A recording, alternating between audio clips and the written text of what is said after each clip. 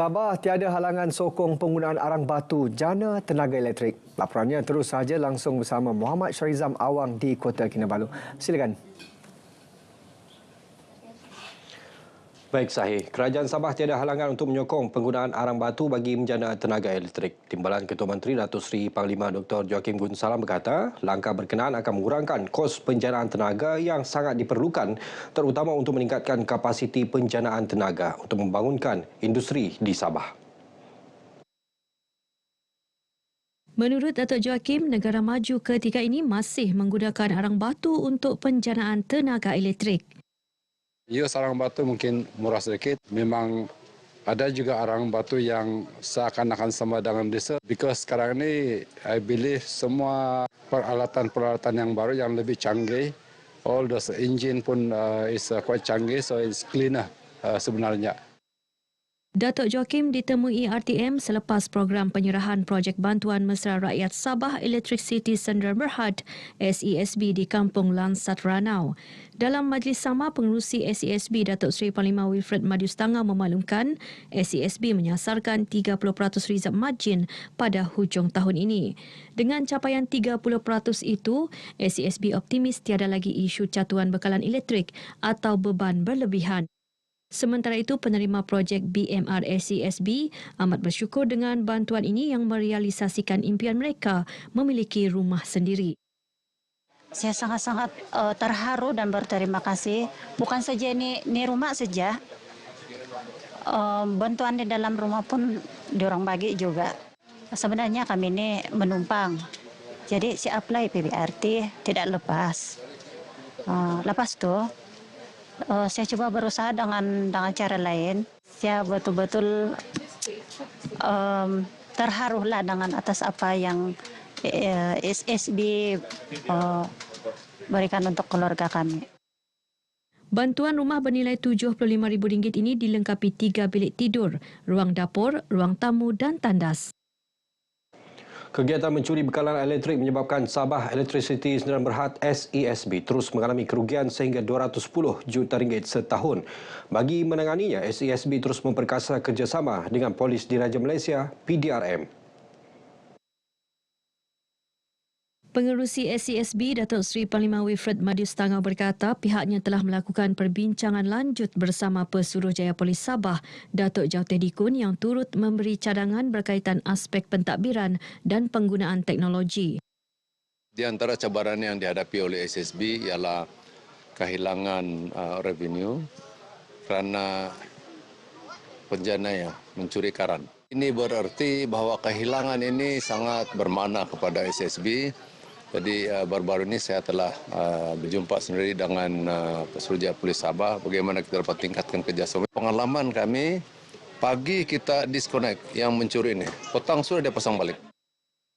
Bercakap kepada RTM di Ranau, Datuk Madius turut merayu kerjasama orang ramai agar segera melaporkan kegiatan curi elektrik. Ia bukan sahaja dapat menjamin bekalan elektrik yang stabil, malah mengelak kerugian terus ditanggung SESB.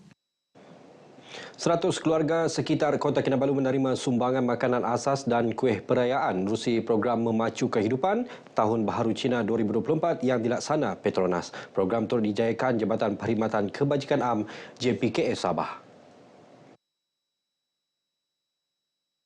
Menteri Pelancongan Kebudayaan dan Alam Sekitar Datuk Christina Liu menghargai kerjasama kedua-dua pihak dalam menjayakan program sempena musim perayaan.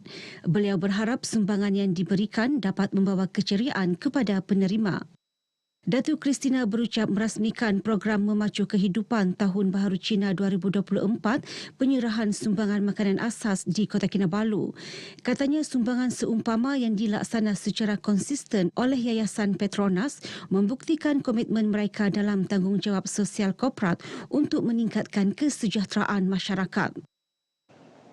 Polis menahan seorang remaja lelaki warga asing dipercayai suspek kes samun membabitkan 2 mangsa wanita dalam kejadian samun berasingan di Kota Kinabalu semalam. Suspek 18 tahun berasal dari Kampung Pondo, Pulau Gaya.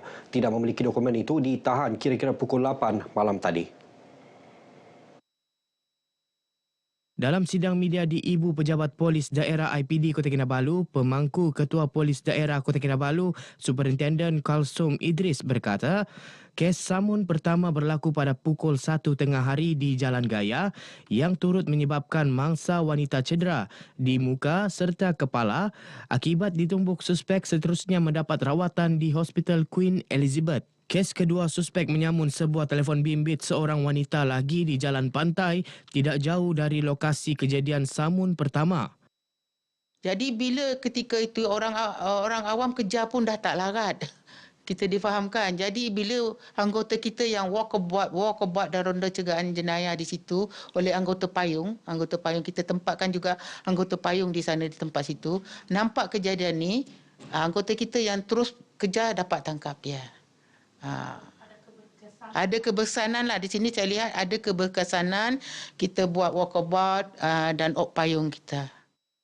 Kes disiasat mengikut Seksyen 394 kesalahan menyamun dan Seksyen 379 mencuri yang membawa hukuman penjara maksimum 20 tahun serta denda atau sebatan jika sabit kesalahan. 28 atlet kontijen Keningau dan Tambunan yang berjaya mendapat pingat emas dalam Tamasya Sukan Sabah Saga ke-10 menerima insentif keseluruhan berjumlah RM28,000. Penyampaian insentif itu disempurnakan Ahli Parlimen Keningau merangkap adun Tambunan Datuk Seri Panglima Dr. Jeffrey Kitingan. Ketika ditemui Datuk Jeffrey yang berpuas hati dengan pencapaian itu berharap insentif yang diberikan ini dapat menyuntik semangat para atlet untuk terus meraih kejayaan di peringkat lebih tinggi. Dan ini juga menandakan bahawa daerah Keningau dan Tambunan ini mempunyai atlet-atlet yang berpotensi untuk menjadi wakil nasional, wakil SEA Games, wakil Commonwealth Games, mungkin Olimpik. Jadi disebab itu kita mau supaya atlet kita dan juga pelatih-pelatih kita dan pengurus-pengurus kita diberikan penghargaan.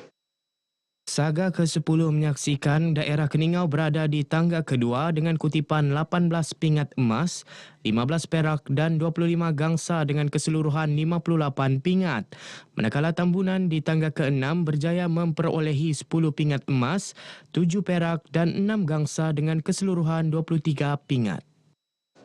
Baik, setakat ini perkongsian dari negeri di bawah Bayuh. Terus ikuti lebih banyak perkembangan semasa dalam negara bersama dengan Sahih. Dari sungai hingga ke segara, Palestin pasti merdeka. Sahih, silakan. Baik, Jam, terima kasih.